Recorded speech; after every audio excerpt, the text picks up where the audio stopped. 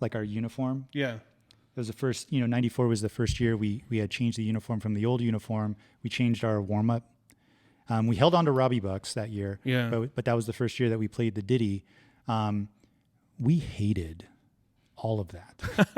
I bet, like, I knew, Roger Ladd, I know he wanted to wear the suit, and then all of a sudden, I hate to use the term costumes, but here's these costumes, Yep. Yeah, we felt like, they were Star Trek uniforms. Yeah, we felt like they were sort of like blue versions of like what the Cavaliers had. Yeah. And the Ditty, we had no idea what to make of that, I can only imagine. Hey, here's your new exercise. This isn't a surprise to say we didn't necessarily have the best attitudes back when we marched. Yeah, it was a lot different back then as far as attitude wise. The egos were pretty big.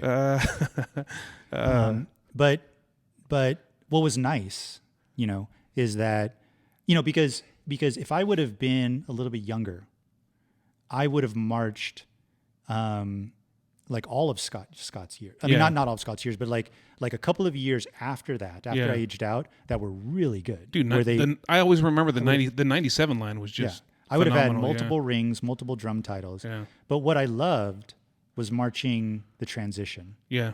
Was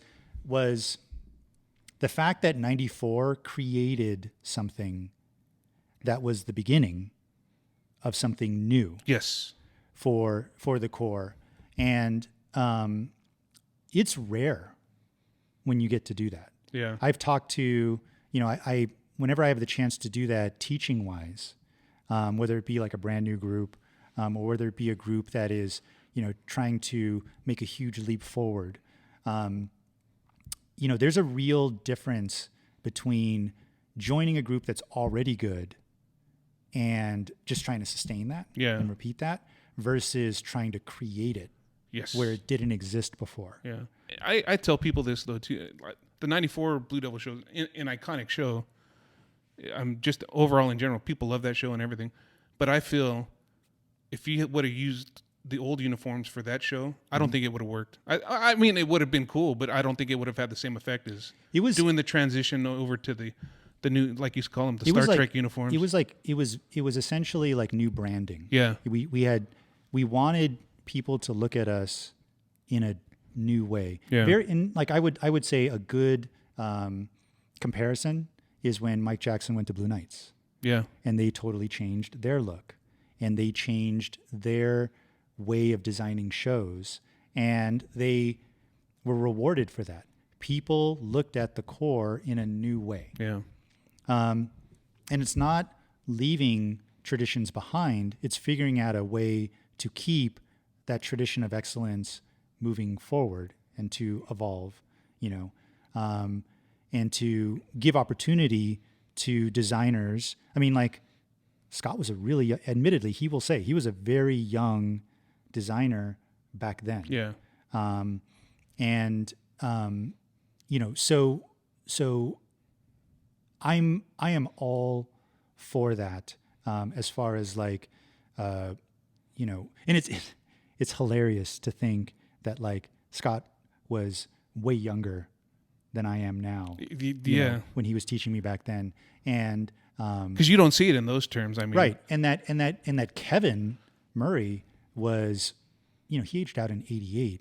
Yeah, it was, he was in his mid-20s teaching us. But you see it as different. Yeah. Yes. Yeah. Back then, we definitely saw it as like a lot older when he's really not that much older. Right. Yeah. Right. And you only face that and realize that when then you become a teacher. Yeah.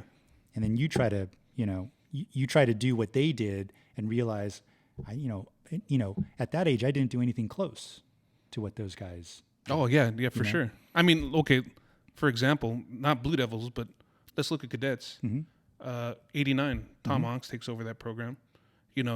Back then I thought, I love that year, by the way. Oh, dude, I could talk 89. We got to do a show somewhere down the line, just 89 cadets. Mm-hmm. But dude, he aged out in 84, and in 89 he's handed the keys to a Ferrari. And yeah, how old was he then? 25, 26? Yeah, that's crazy. You think about that, 25, 26, be a captain head of a big, multi-world championship corps. I know.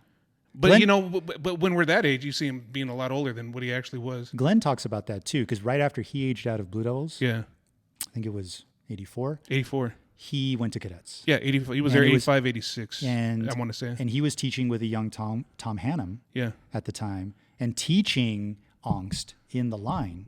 You know. No, I think Angst aged out 84. Oh, okay. But I think he was on staff there too. Oh, 85, that's right. 86, yeah. But they were just young guys trying to figure it out. Yeah, yeah.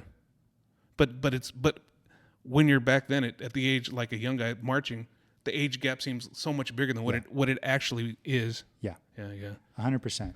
Okay, so you're there, Blue Devils, 94, and then